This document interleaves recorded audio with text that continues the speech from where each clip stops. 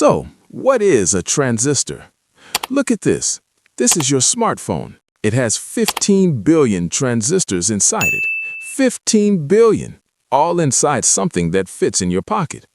But what is one transistor? Look at this light switch. It has two states, on and off. That's it. A transistor is exactly this, but instead of your finger switching it, electricity does. And instead of switching once per second, it switches like this, 3 billion times per second. But here's where it gets interesting. Look at this signal. It is tiny, weak, almost nothing. Now feed it into a transistor. Look what comes out. The same signal, but bigger, stronger. A transistor doesn't just switch, it amplifies. That's why your earphones can be loud from a signal that started this small. Now look at this. One transistor, useless alone, but connect two together, and now it can make a decision.